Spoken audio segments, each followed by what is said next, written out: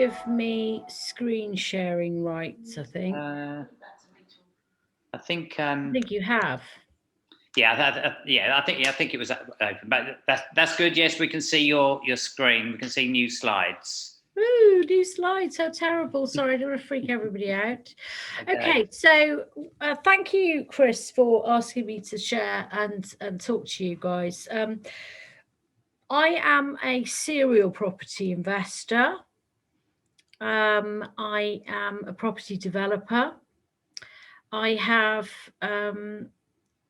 listened with real interest about what your expert has talked about tonight on mortgages, and I would very much appreciate to link to him, because he sounds like a very passionate mortgage broker, which is really crucial to building a business. My mortgage team is absolutely, I've always used John Charcoal.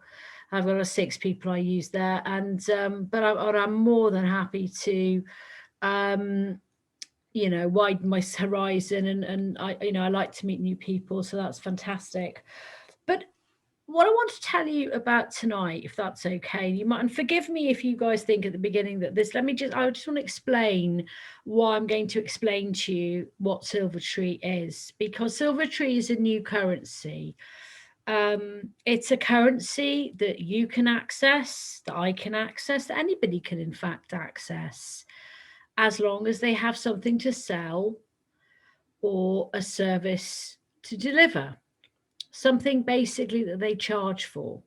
So what this is the normal presentation that we do when we present to people who are interested in joining our business community.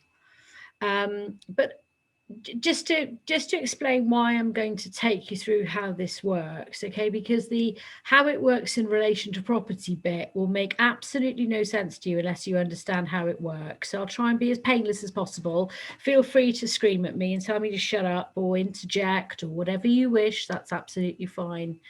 But I used this system. I first came across this system in 2005, 2006. I call it a system. That's my own personal explanation of it. Nothing more, nothing less. And I used it to buy over £6 million worth of property, which I flipped, and I made £6 million in cash. Now, at the moment, that's not going to make very much sense to you. But if you think of it like this was business. This was client. I sold property. I had a lot of property in Cyprus that in 2006, 2007, just on the cusp of the ends of the remortgage frenzy, if you guys recall, in 2007. When everybody was releasing equity in their UK properties to purchase properties abroad. That came to a bitter end in 2007, and there were many legislative changes in the mortgage world in 2007 also. So I had, I think, over 127. I built many blocks of flats in Cyprus. I bought land from peasant farmers, essentially, bought it at 60% below commercial market value. And I built all the properties up to, I guess, halfway, maybe stage 1, stage 2. And the idea was we had 127, we sold nearly 850 units, and everybody paid deposits, and that was great because that, of course, paid for the build. So I'd covered my costs, basically.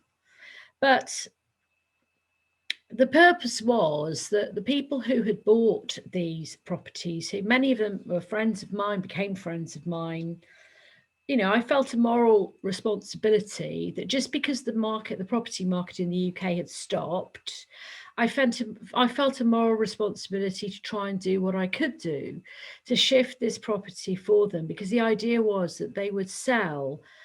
They bought at 30% below market value. They would then sell, if you like, at 30% below market value. And although these things stacked up, there was no funnel cash in order to purchase these things, because, of course, the cash vehicle was the remortgaging of their UK properties, and that just stopped overnight, if you recall. So I came across a really interesting system, which is very similar to what we have given birth to here, called Silvatree. And the concept is very simplistic. It is I'll take you through some of these slides and you'll get it, but you'll see why I have to go through this, and I'll try and make it as quick as possible so that you can comprehend it. So Silvatree is designed to... Eleri, are you happy to take questions as we go along? Oh, yes, absolutely. Absolutely. Of course. Yeah, please do butt in. So I'm just giving the contextual background. I will whiz through this because it can get pretty dull. If people want me to go back, I'm trying to soup up to the bit about property. But I know if I start with a bit about property, everyone will go, what is Silvatree? What are you talking about? Hence the contextual analysis. So Silvatree is set up to tackle our business problems, basically. And when I say business problems, they can be... Sorry, Eleri. So are you presenting any slides just so we've still got your email showing? Oh, right, have you? Okay, forgive me. This is obviously, this always occurs to me, forgive me. Okay. I just wanted to check that we're all looking at the same thing, really. No, we need to. I'm sure you'd love to read my super exciting email trail, but I'm sure that's really going to be... I can share with you some of my own unread emails if you want. What's that? No thanks. Are they legal? Sorry. Hope so. Yeah. Right. So can anybody see this or not? No, nobody can see No, this. we can just see you at the moment. You can see me. Okay. Well, let's get rid of me because that's really awful. I've been on Zoom all day today, so forgive me. I'm a bit tired. You're okay. No, that's all right. It's all right. I just take it all in my stride. So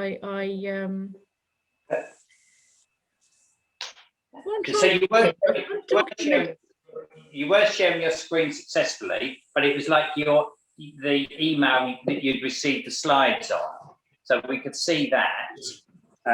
So it's like you were sharing the wrong tab or the wrong part. Yeah, exactly. So these emails are now up on my... So I've opened my PowerPoint now, but now I need to go back to screen sharing, don't I, and see what... Okay. Can you see that? Yeah, just loading. Yeah, we can see your email, and it says business problems at the bottom half of the screen. So it's like we can see it's like an email, so we can see an email that's titled New Slides. Okay, well, that's not what you're supposed to see. Why doesn't it work? I think you need to make it full screen, but I don't know how you do that. Like that? I don't know. No, we're back to you. Does that work? Yes. Yes. Hurrah! Yes. Don't worry, the next generation of PhD students, it'll be called buttonology, and it'll be, press the right button to get the right results. So I just wanted to give you a contextual basis of Silvatree. So what is it? Okay, so it's a new currency, right? And it's designed to help businesses move forward in difficult times. So it's designed to solve cash flow issues in business, okay? So what I'd like you to do, when we say business, read your own property businesses, or whatever business you're in, it doesn't really matter. So these are the typical problems that you have in business. You guys know it all. Small businesses fail. Many fell within the first 5 years because business isn't assured, right? And there are a lot of reasons at the moment why. Needless to say, COVID-19 total huge factor. But mainly it's things like lack of cash flow to pay expenses, lack of cash flow to invest in growing your own property business, for example. You have sales challenges, you can't sell property, you can't find clients who'll be tenants or whatever it is.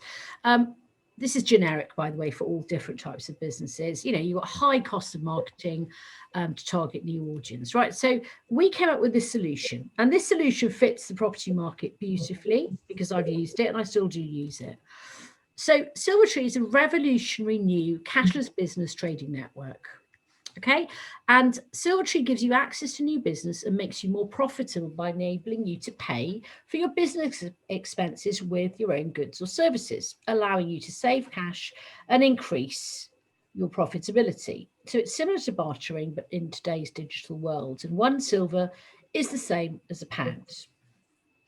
Hold that thought. So these are some of the benefits. We're going to quiz over this. So makes you more cash profitable, it increases your turnover and profits. For me, this was the key for me in my property solution in Cyprus. Fill downtime in your business and move unsold stock. I had a problem. I had 20 million owing to the bank at that point, and I could not shift a sausage. So I had a major unsold inventory moment. It wasn't planned, it wasn't foreseen, nobody could have known about it, but I needed to pivot and I needed to do something very, very quickly. Remember, a lot of these people, actually, I lived in St Albans for nearly 12 years, by the way. So I know St Albans very well, but a lot of these people still live in St Albans, they're still friends. So that was my problem. So how it basically works is it works on shifting or turning spare capacity, which is basically anything, and I mean anything, you have not yet sold at this given moment in time. So it could be clothes in a shop, it could be cars in a showroom, it could be advertising on a billboard that hasn't yet been sold, it could be property that's empty or vacant or hasn't been sold. It can be anything, a hotel room, restaurant, meals, whatever. If it is not used and paid for here and now, that is a missed financially opportunity. So time literally is money. The longer something is not moving, whether it is in the property world, in the commodities and stock world, in the soliciting world, not literally, of course, but the world of law that I'm in, we're obsessed by billable minutes and billable hours. Every single minute of every day must be accounted for. And if a client isn't paying for it, I will be asking my staff why. Okay, and it's the same in property. So this business network works. So this is a business network, okay? This is a group of over 400 businesses that are currently members. So we act basically as a central resource with hundreds of different types of businesses to trade with. 1 silver is the same as £1, meaning that the purchase price in silver equates to £1 sterling. So there's none of this, if you're selling a property for 100 grand or 1 million, you must in cash, you must equate, you've got to keep to the same purchase price in our currency in silver. Just we're getting there, okay? We're getting to the property bit. Trade example, okay? This is quite important. So you've got your graphic designer there on the left-hand side who's just joined. He has paid for his accounts instead of using cash. He's been able to do that because we give everybody £1,000 line of credit. He hasn't had to use cash, which is brilliant. And he's got a set of accounts. What he's now got to do is repay that overdraft facility, that 500 quid. But he does so by doing jobs for anybody on the network that need graphic design services. But he only does it when he has spare capacity. Okay, now how this affects trade flow is the idea is that you take in business, you take in spare capacity, and you charge in our currency when you don't have a paying client or you have unsold stock. And you use that currency then to pay for things in your business that you would ordinarily pay cash for. So, for example, I pay my mortgage brokers in silver. I pay my solicitors in silver. I pay my accountants in silver. I pay my graphic designers and digital marketing team in silver. I pay for my website in silver. I bought my car on silver, and on it goes. I'm not going to bother you with this because I can go through this in more detail with you guys later if anybody's interested. But the purpose is not to sell silver, it's to show you how I used it to buy property, okay? And this is the important slide, okay? So how Silvatree works with property. Don't forget, I was in a situation where I owed the bank 20 million quid and I could not shift stock. So my problem was I had unsold inventory on my books. So I was able to, I'll go back. I was able to basically sell my whole Cypriot property portfolio, and people used these pounds to pay me. I then used those pounds to purchase property in the UK. And this is how I did it. So luckily for me, well, actually, it wasn't lucky for me because it was in 2008. So I'm just going to give you an example now. Let's say your property purchase price is 100,000 quid. A developer, what I did, I went around to probably 22 pretty large UK developers. And I said to them, you know, I've got, I think I had over, it was probably about 25 million quid in silver. I said, I've got 25 million quid. What discounts are you going to give me to scoop up, I don't know, 10, 20 properties on your site? And the discounts would vary between 20% and 30%, let's say, sometimes 40%, as long as I could move very quickly. And of course, that's what they needed. So if you look at it like this, the developer got a discount. The developer would give me a discount of say 30%. So it's equivalent to £30,000 on this £100,000 property example. That enabled me to go straight into a mortgage. But what tends to happen is that post 2007, which is where I got caught out, because before 2007, I was able to, and I was doing this in the UK too, I was able to essentially purchase a lot of property without putting any money down. You're probably all familiar with that. Yeah. So because I bought post 2007, I was caught with a problem. You know, I'd go to my normal mortgage broker and I'd go, hey, you know, I want to buy 20 properties, expecting not to put any money down. But actually they were saying, well, no, that's not how it works any longer. What's actually going to happen is that the purchase price, you know, the mortgage companies at the time are not going to accept this gifted deposit. What they're going to do is they're going to reduce the purchase price accordingly. So on this example of £100,000, I ended up having to buy the property, having to go, you know, they said, well, we'll reduce the property price by £30,000, but you're still required to pay 14,000 quid in cash. Well, bloody hell, that wasn't part of my plan because I had all these trade pounds, you know, sitting in the bank, which of course, you know, although technically they were 25 million pounds as far as the inland revenue was concerned, but you know, I couldn't just, I don't know, rock up to Knight Frank and say, you know, I want to buy 5 mansions because they, you know, that people wouldn't accept them. So what I then did was I approached the developer and I said, look, I got a situation. What do you actually need? So coming back to the 100 grand, a lot of these were about 100 grand, maybe 150. I said, look, I need to clear 70,000 quid. That's what I want. If you can take 10 properties off my hands tomorrow, I will give you 30,000 quid off each property. Great.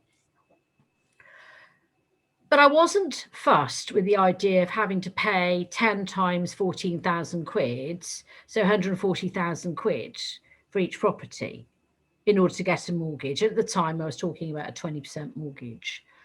So what the developer said is, listen, I don't mind accepting these silver coins, these silver bears, these shekels of silver, whatever they are. I don't care.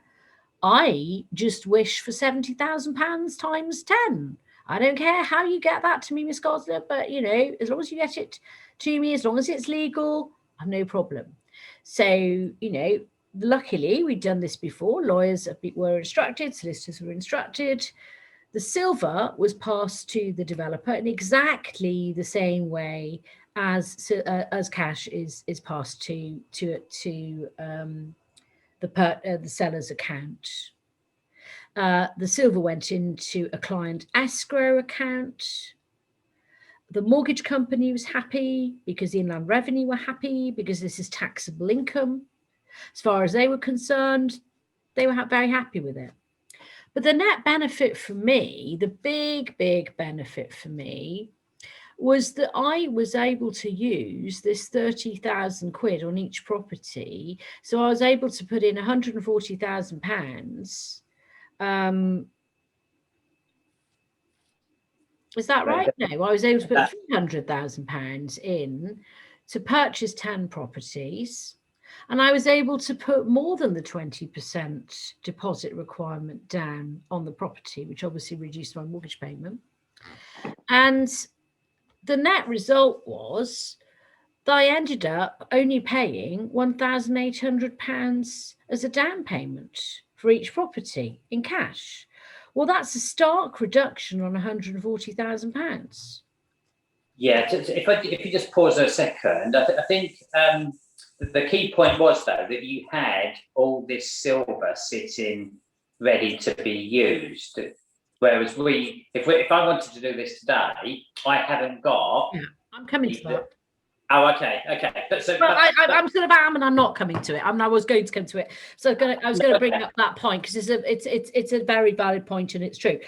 So what Silvatree is in the process of doing now, because it recognises, so obviously being a developer myself, I've just bought land, we've just got development licenses now, we're just getting the commercial lending done for all of that. I wish I'd met your broker before, actually, because we just signed papers today, actually, on that, because it sounds as if, now he's a great guy, he sounds as if he really knows his stuff. It's nice to meet someone like that, actually, because a lot of them don't talk the development language, and he clearly does, and that's really good. And also to know solicitors that understand the deal, because a lot of solicitors that I've worked with in the past do not understand.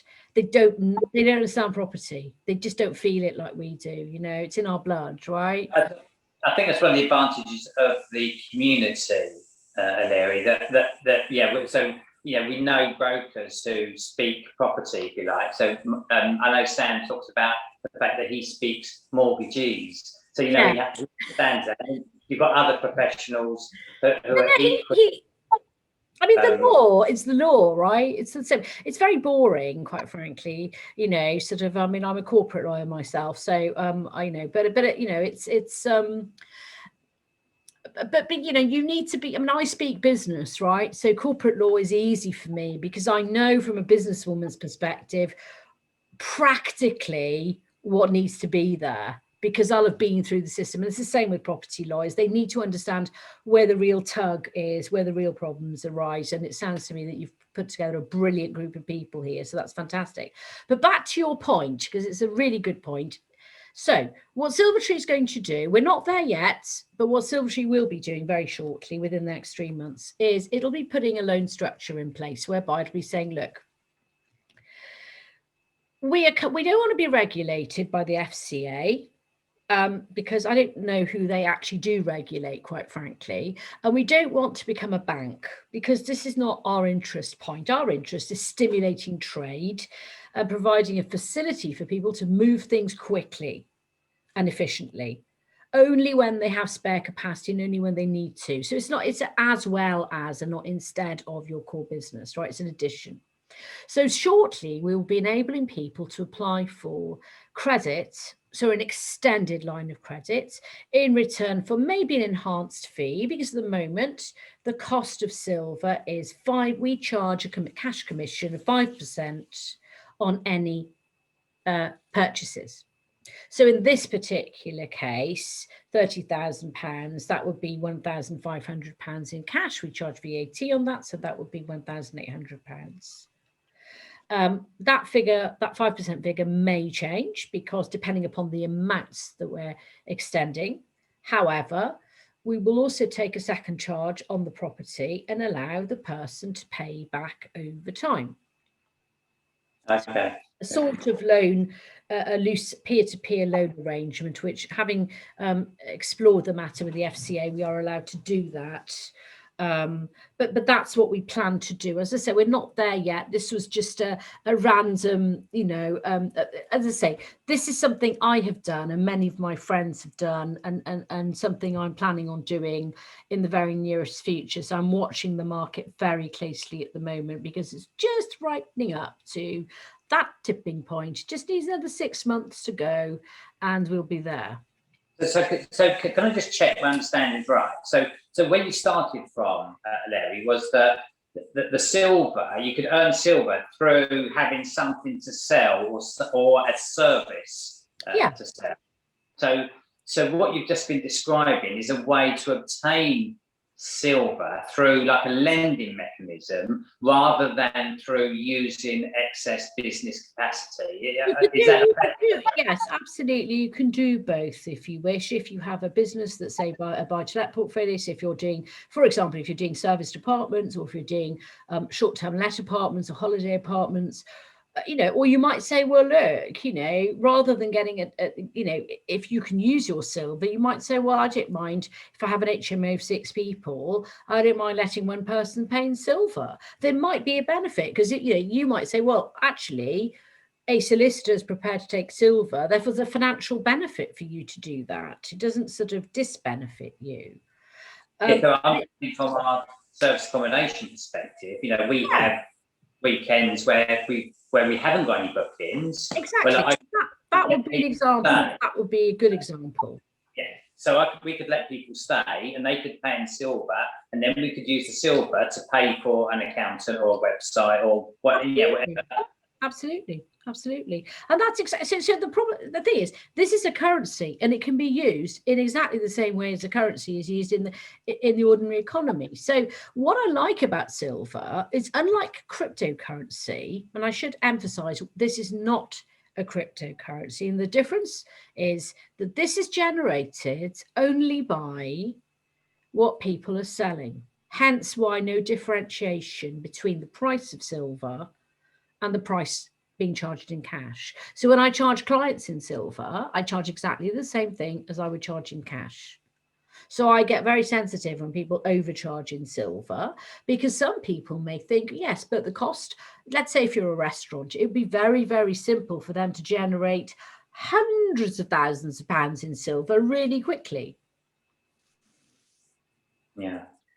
Or which tends to sometimes lead to people getting slightly greedy and going, but I'm going to charge twice as much for my services. But that's not really playing the game, is it? That's not really cricket, and that's not what we're doing. Because I know the purpose of this, the core functional purpose of this, is to stimulate the economy and stimulate trade. It is not to replace cash. It's to stand as well as additional extra to just top up the difference between, as you say, empty space and rented space and non-rented space. That's all it is. And we allow people. Does this? I assume this only works if other people are aware and are trading in silver, because absolutely, I've never heard of it before, and if people aren't aware of it, then how can they know to trade in it? And that surely limits your audience. Well, here I am, just on cue. Fantastic. But as I say, this is the first time I've ever heard of it, and I don't know about anyone else.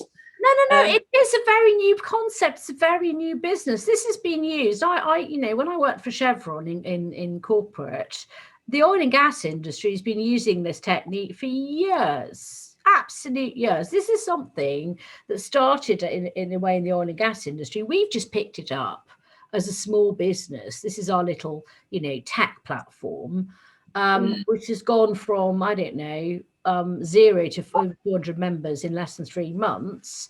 But what tends to happen is people tend to join it because they go, well, actually, you know what? I don't want to pay cash. This is great. So you won't have heard of it yet because I guess we haven't really done that much marketing yet. No, but also when you're talking oil and gas companies, you're talking millions and billions and trillions anyway. This is more down on the sort of street level. Yes, You're but dealing the with. principle, it's the principle, it's the similarity, isn't it, that you need to look at? Why do they do it? Yeah, yeah. Principle. It's a Okay, bit like saying, it's a bit like saying, so, you could talk about somebody with 1 million properties or somebody with 2. It doesn't matter. What entices them actually is the principle.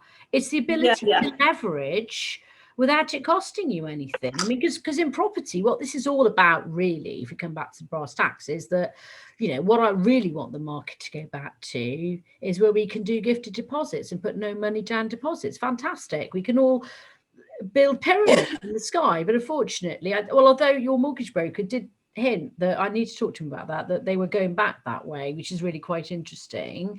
But what we've done is come up with because I've had to do this myself, is I've sort of come up with the next best solution that I can think of, and there'll be loads of other things, of course. It's just what I've done and how I managed to bring back, because I mean, basically, I sold all my Cypriot properties, brought the cash back into the UK, bought new build properties, sold them in a year, and cashed all the money in. And I converted it back from silver coinage back into cash. So how long has this been going? How long has silver coin been going? Or Silvatree has been going since we incorporated on the first, I think it was the 1st of January or the 31st of January this year. Okay. Right. Okay. Yeah. No, that's great. Yeah. I mean, it's not a huge business. It's really quite, it started sort of as an idea really for us lot to start to buy property again. One of the things I'm hoping to start doing is set up a property fund in Silvatree so that people can spread the risk. And exactly back to Chris's point, what happens because I don't like the idea of small businesses and small people being excluded from the opportunity of buying property just because they don't have cash.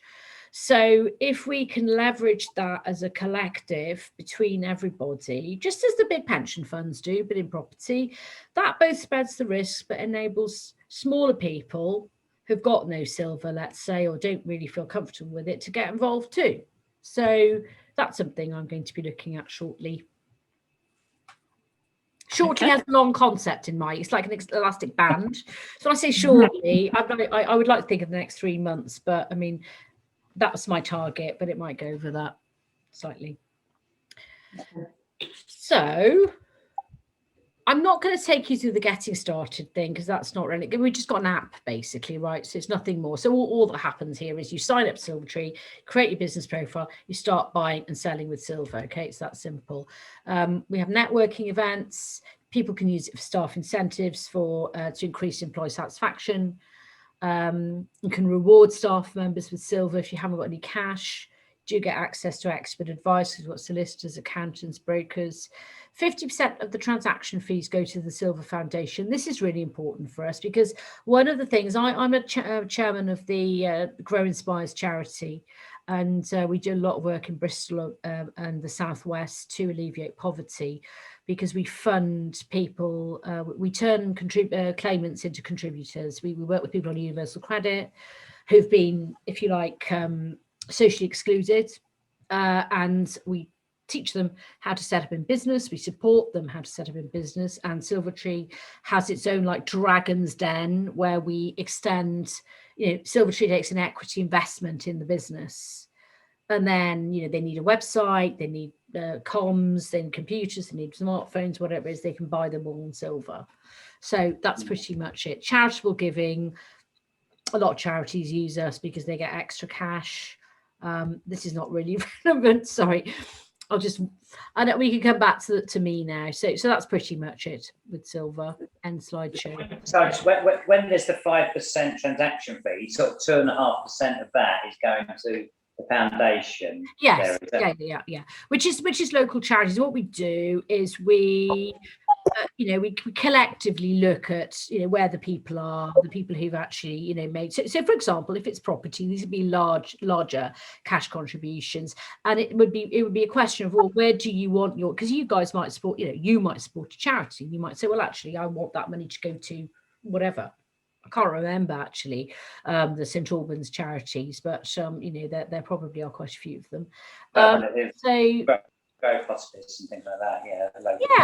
So we try and work with the community rather than us superimposing what the charity ought to be. We tend to sort of leave it to the members to sort of decide and to say what they want. So it's really up to them. That's good. Shall I open it up for questions now? Would that be a good point, Eleri? Oh, absolutely. Yes, please do. So has anyone got any questions? Because what is lovely is to challenge sort of existing thinking and existing practices. And I think that's exactly what's going on here. So it is a little bit of a sort of mind shift, but a really, really interesting and welcome one. Has anyone got any questions? I've asked mine. So, Thank you. So I was sort of interested in, like, is there some sort of directory? So how would I know? So supposing, if I just give you an example of one way I think it could work, at least for myself, is, we've got service accommodation that's not being used, that's vacant. We can offer it for people to pay via silver, and we get our silver pounds, which is charged at sort of market rate. I think that's the point you was making. You just charge, silver is the same as a pound. So suppose we end up with some silver in our silver bank account. That's to talk about actually how we record all that, but that's another question. Yeah. So then, how would I know that I could use an accountant or a web designer? Is there some sort of There's a huge directory on the back end in the site. So everything is, you want an accountant, you put in accountant, and it brings you 10 accountants. They might not be, to the lady's point earlier, you're absolutely correct. I'll be absolutely frank about this. The weakness of this business is it's not big enough. If we had 40,000 members, it would be brilliant and everybody was using it, it would be lovely. But we don't. And that is a weakness. So that you will always find things that are not on there. However, I keep saying to people, look, this is about, think of it slightly differently. This is about creating new business relationships, getting new business from a place that you haven't even identified as existing yet. It took me a long time to get my head around this. I had to disassemble cash and put cash to the left and get out of the cash head and into this other world where I had to think, this is business I've never even had before other than being part of this organization. Therefore, if it's true that I can meet people who could be my solicitor so I didn't have to pay cash.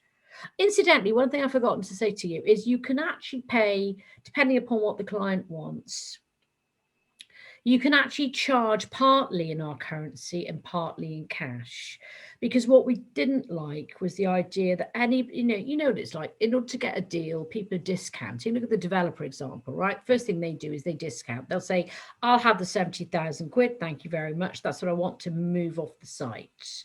Okay. So, that would be opposite. So, yeah, that's interesting. So you said about sort of weakness. You wanted to get 40,000 members. Is that right? So sort of how many members have you got at the moment, Eleri? We've got about 356 to be precise, because I looked this afternoon. So you've sort of got a quorum, really. So yeah, we've got a very high quorum. I mean, we've got people. We have accountants, we have solicitors, we have tax advisors, we have people who sharpen knives, we have a leasing car company, we have people who sell wine. We've got a vodka making company down in Devon, Cornwall. We've got a couple of hotels. We've got a couple of shops. We've got a whole plethora of different people. What we need is more people. Now, I can't remember the lady's name. Whoever said, yeah, you're very right. Why haven't you heard about this before? but basically, because we haven't really marketed it, we don't have the phenomenal, marketing budget to do so at the moment, although we're working on that at the moment. And it's my hope, but it will happen. I mean, what will happen is once people realise how easy it is to generate this stuff, they will want to be part of it. Because they'll realise, well, why are we part of Taste Card when actually all that happens with Taste Card is that everybody gets paid 50% in cash? My question is, okay, what about the other 50%? Why forfeit it if you don't need to? Because what we're doing is every time we're discounting, we're throwing profit away. And that's totally ridiculous. Why would you do that? So, how does the actual technology work in terms of, how would I know and record my silver money? I mean, Okay, we have a full, the whole thing is programmed in blockchain. It's end-to-end encrypted. Only you have access to your account. We can override that, but ultimately it is as safe as a normal bank account. I mean, if anybody's interested, I can take people and give people, I can't do it now, but I can give people a tour through the back end, and you can see my account. You can see the transaction recordings. We've got QR codes. If people are buying things through the app, for example, people can just swipe and pay. It's very, very, very simple to use. So using the example of we've got spare service accommodation capacity, how would somebody pay us? So would we see? Well, that's a good point, actually. So would we invoice? They pay you online. They pay you in advance, or they pay you at the time through the app. So they pay you. So let's say you're charging them, I don't know, £100 a night or whatever it was, or let's say.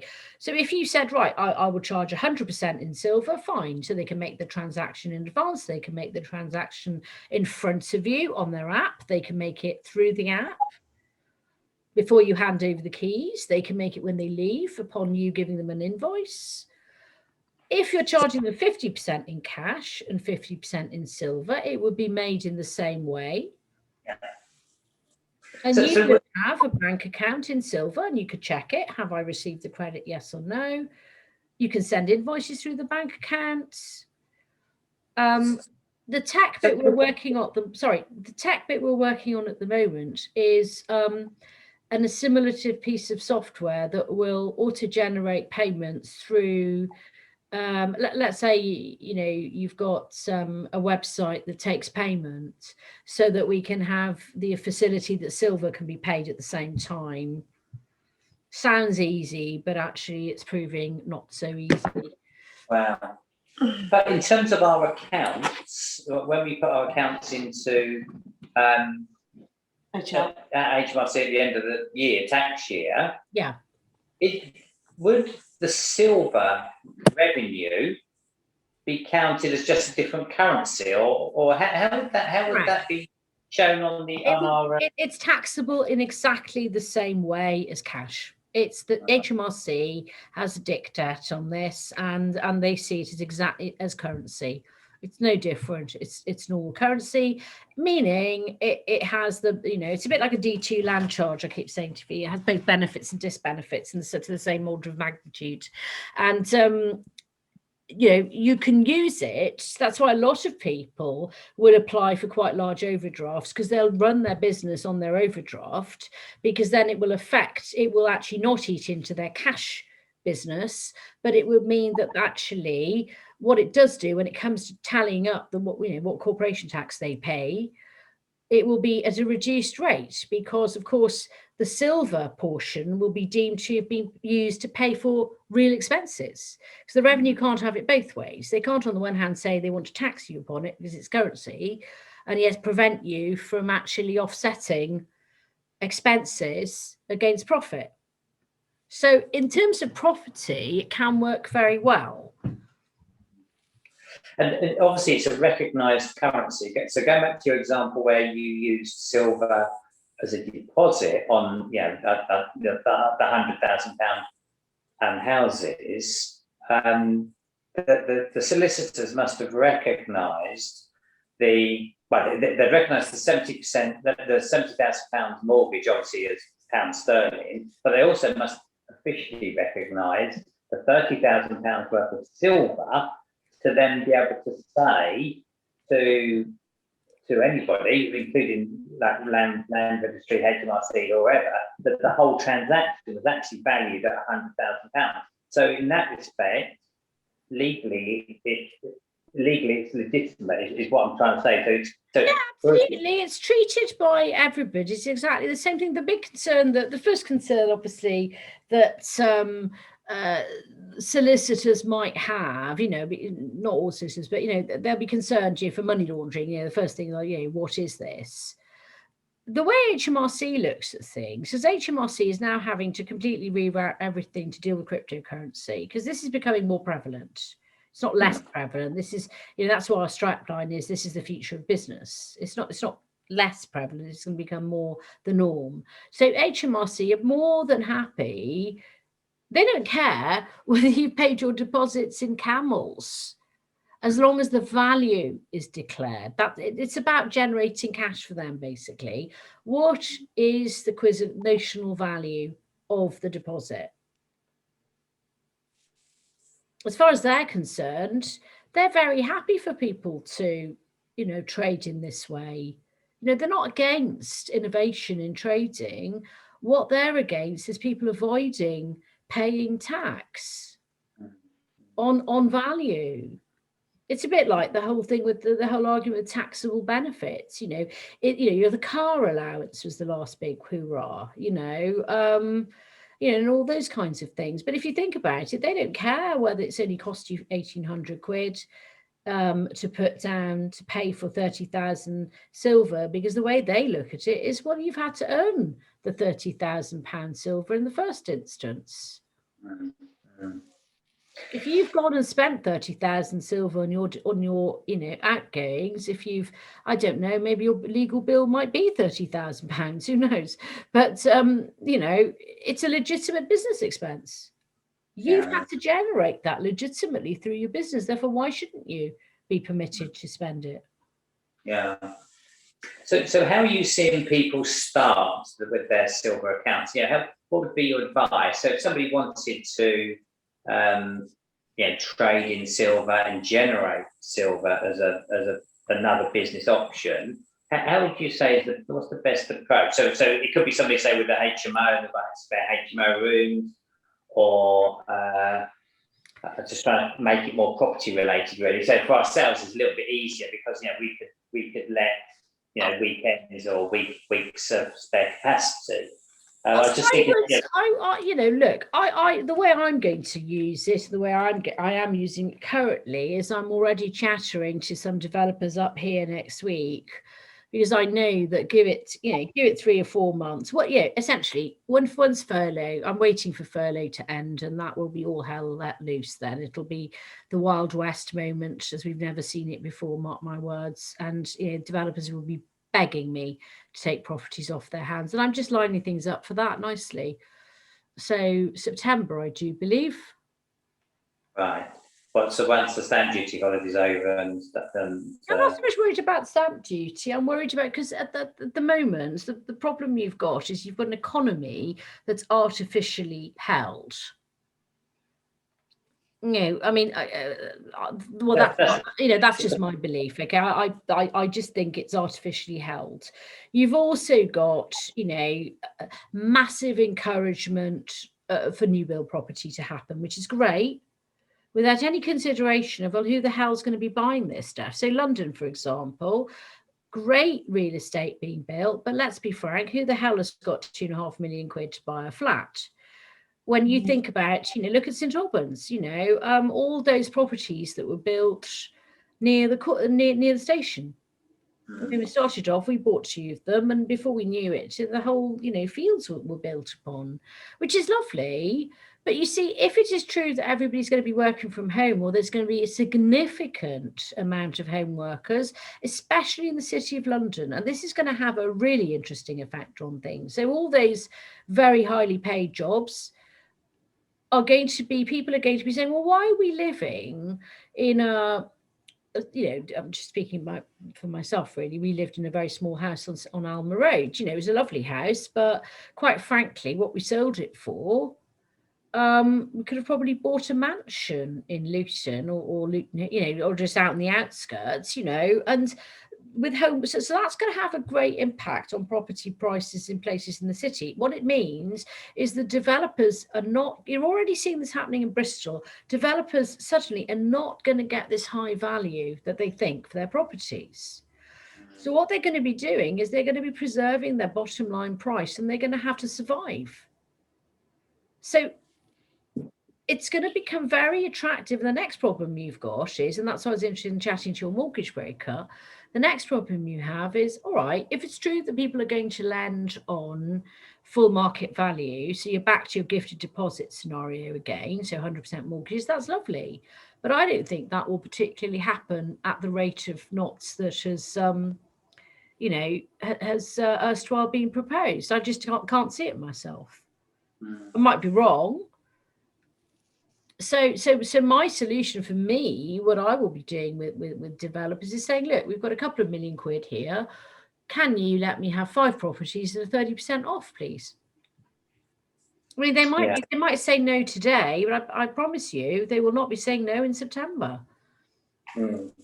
Yeah, no, so we're in sort of challenging times, quite volatile times as well. So yeah, there is definitely opportunity there. I definitely agree with you. Okay, that was really, really interesting and thought-provoking, Eleri, and I really appreciate your time. No, thank you. Thank you so much for asking me. It's been a sort of really, and it was really nice meeting you. Sort of trip down memory lane. Well, I think many of us are born in St Albans and love St Albans, so there's always a good link there.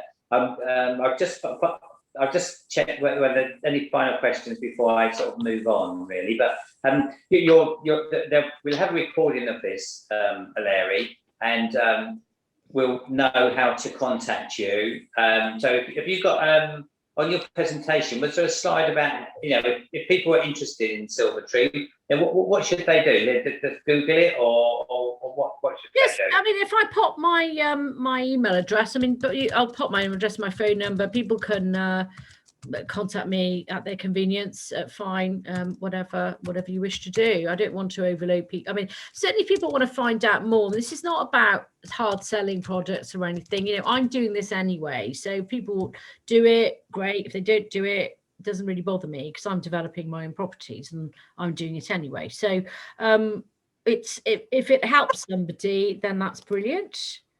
Yeah. No. But I'm sort of quite interested. Thanks. We've got it on the what's on the chat. On the chat. That's great. So thank you very much. No, I'm happy to answer any questions. That's fine. I think from a personal level, I'd like to investigate it more, because I can see opportunities for us to use it.